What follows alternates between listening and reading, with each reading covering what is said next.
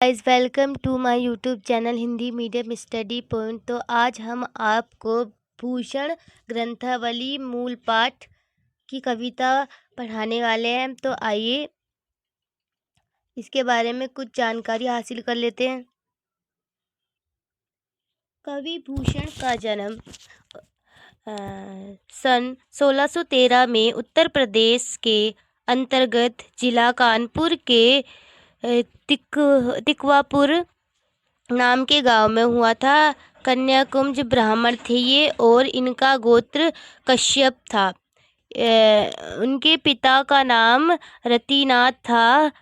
अपने वंश और निवास स्थान का उल्लेख उन्होंने शिवराज भूषण नाम कृत में इस प्रकार इनकी जो ये थे रीतिकाल के कवि थे, प्रसिद्ध कवि थे। अब ग्रंथावली भूषण ग्रंथावली के पहले पद पर आ जाते हैं। पहला पद स्टार्ट करते हैं। तो इंद्र जिमी जंब पर बाडव ज्यो अम्ब पर, रावण स्तंभ पर रघुकुल राज है। तो इसमें भूषण कहते हैं कि जिस प्रकार जंबासुर पर आक्रमण कर इंद्र ने जंबा नामक असुर को मार गिराया था, जिस प्रकार बड़वा अग्नि समुद्र को सोख लेती है, जिस प्रकार रावण का अंत श्री राम ने किया था, वह यह बताते हैं। पौन बारी बह पर शंभु रतिनाथ पर, ज्यो सहस्रबाह पर राम द्वित राज है। दावा द्रुम दंड पर, चिता मृग झुंड पर, भूषण विस्तृत पर जैसे मृगराज है। तेज तंब अंश पर, काना जिमी कंस पर, त्यो मलिच्छ वंश पर शेर शिवराज है। तो इसमें यह बताते हैं कि जैसे श्री राम ने रावण का अंत किया था, जिस प्रकार पवन का वेग बादलों को प्रभावित करता है, जिस प्रकार शिव जी ने कामदेव को भस्म कर दिया था, जिस प्रकार सूर्य की किरणें हैं वह अंधेरा खत्म कर देती है, ठीक उसी प्रकार जो मुगलों पर शिवाजी ने अपना डर कायम कर दिया था। इसमें भूषण यह बताते हैं। अब आ जाते हैं दूसरे पद पर।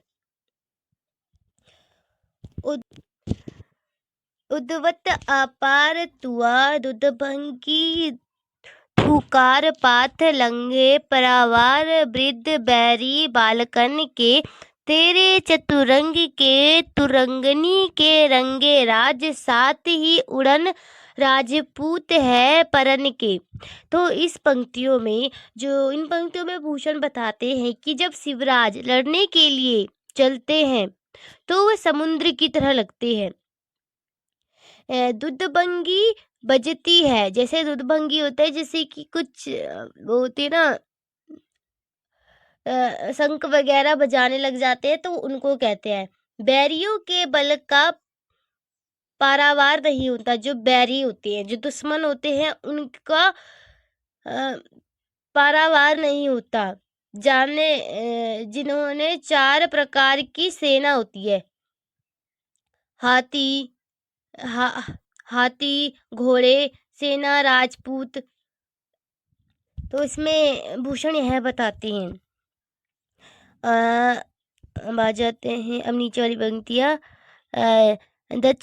दक्षिण के नाथ शिवराज, तेरे हाथ चढ़े धनुष के साथ, गठकोट दुर्जन के भूषण आशीषे, तो ही करत किशेष पुनि बानी के, साथ छूटे प्राण तुर्कन के।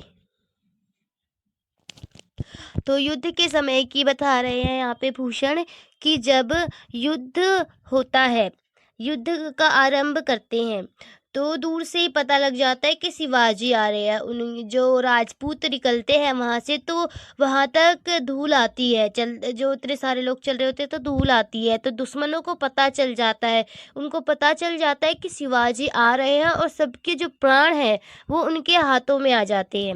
इसमें भूषण यह बताते हैं। अब आ जाते हैं नेक्स्ट पद पर। नेक्स्ट पद हमारा ये है,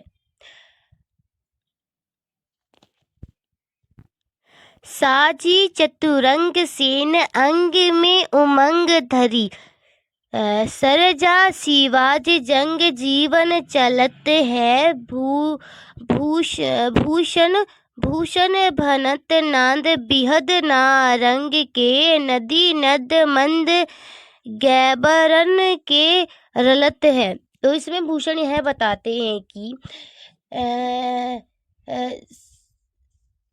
सरजा उपाधि विभूषित अत्यंत श्रेष्ठ वीर शिवाजी अपनी चतुर्गिणी सेना, जो 4 सेना होती को सजाकर तथा अपने अंग अंग में उत्साह का संचार कर कर युद्ध जीतने के लिए जा रहे हैं। इसमें भूषण यह बताते हैं। और आगे पढ़ते हैं। एल फैल खैल भैल, खलक में गैल गैल, गजन की ठैट पैट सैल, उछलत है थारा सो तरंगिनी, धूरी धरा में लगत जिम्मी धारा पर परा परावार यो हलत है। इसमें कुछ लाइनें मिसिंग हैं, तो मैं आगे का बता देती हूँ कि इसमें भूषण कहते हैं कि उस समय नगाड़े का तेज स्वर हो रहा है, हाथियों की कनपट्टी से बहने वाला मंद नदी नालों की तरह बह रहा है। इतनी तेज आवाज हो रही है उनके कानों की भी, हाथियों की। तो इसमें भूषण यह बताते हैं। धन्यवाद हमारी वीडियो देखने के लिए। और वीडियो के लिए लाइक करें, कमेंट करें एंड शेयर करें, सब्सक्राइब करें। Thank you so much.